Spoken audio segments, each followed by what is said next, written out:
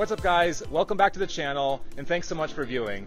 Today's video is going to be the first video in a series where I respond to your guys' comments. This is going to be a really cool video series and it's something I've been wanting to do for a while.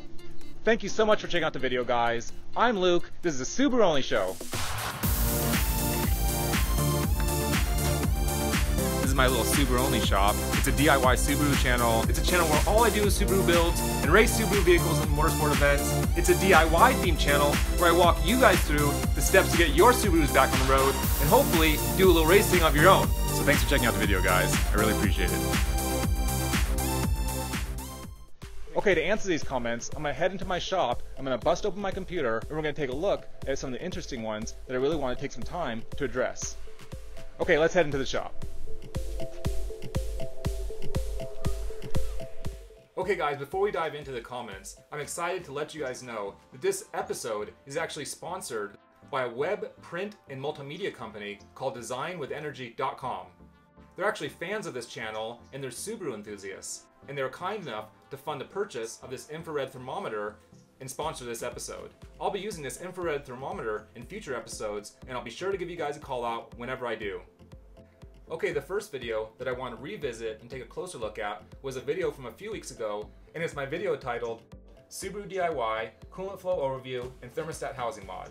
In that video, I actually used this whiteboard in this diagram to walk you guys through how the coolant passes through the engine and how it enters the radiator and gets cooled by that ambient air. But one of you guys out there actually caught a slight error I made in this diagram with respect to the coolant flow direction from that oil cooler. What I'm showing right here is that that cold coolant comes in from the bottom of the radiator and then enters the engine and circulates through the cylinder heads and through that oil cooler. But what I've shown here is actually slightly incorrect. That cold coolant that comes from the bottom of your radiator actually doesn't go directly to your oil cooler. It first circulates through the heads, like I've shown over here, and then after that coolant has circulated around the heads, then it's directed to that oil cooler. So in reality, this little arrow should be flipped around in the other direction.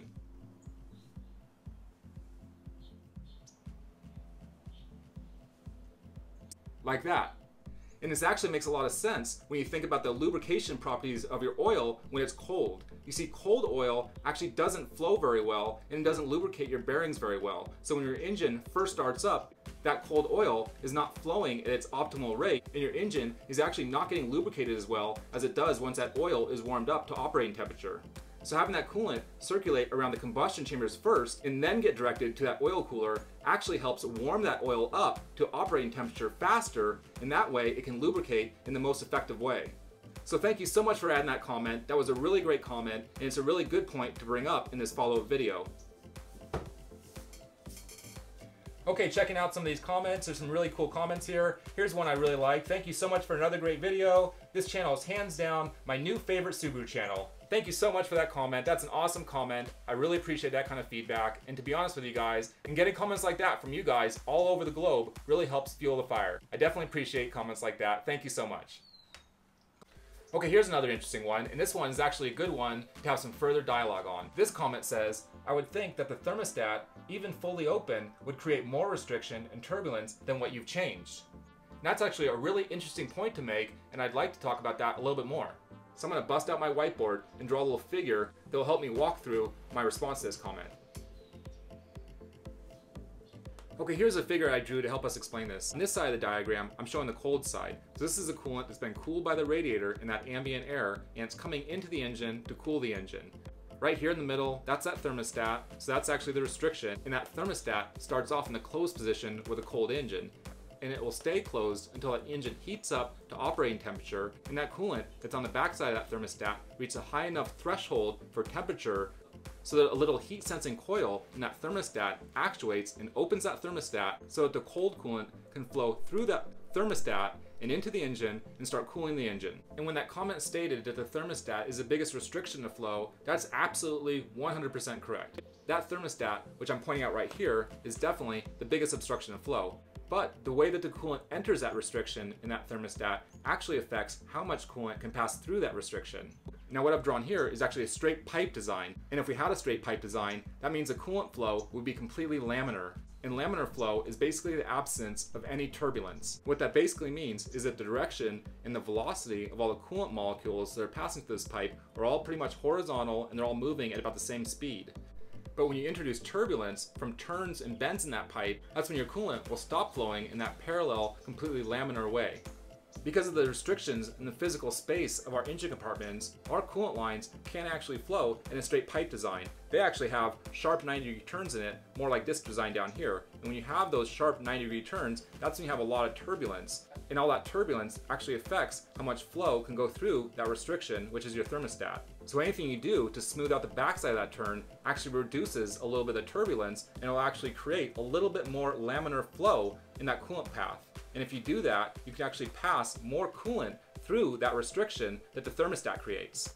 And that's why, even though the thermostat is the biggest restriction in this flow path, you can actually get more coolant to pass through that restriction if you can modify the way that coolant enters that restriction and create a little bit more of a laminar flow pattern. That's why, in my opinion, the modifications I did actually still help to some degree. Oh, here's a great comment. I have to mention this comment because it's a great comment. I know there are millions of Subaru enthusiasts out there. I can't believe there aren't more views or subs for this channel. Tell me about it, man. We're working on it. It takes time. Oh, this is an interesting comment. I didn't do this when I replaced my thermostat, but I agree that taking off the internal burrs would help a very small bit on flow and does look cool. You should probably polish the outside when you do the valve cover polish too. Good call. I think I'll probably do that. It will definitely match those valve covers.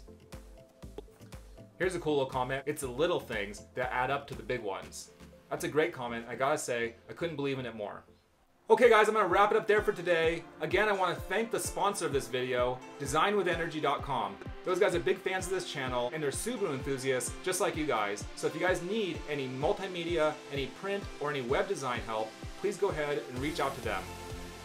Thanks so much for watching the video, guys. I really appreciate it. If you have any questions or comments, please leave it in the comments section. I'm definitely going to make a video series where I respond to your comments and make videos where I'm responding to your comments, because some of these comments are really, really good and they create an opportunity for me to dive a little deeper into some really interesting concepts. So thank you guys so much for all these comments, both the comments that are just giving me a thumbs up and being supportive, and the comments that are asking really interesting questions. I really appreciate all of them. Until the next video in this series, thank you so much for checking it out. I'm Luke, this is the SubaruONLY channel. Until next time guys, later!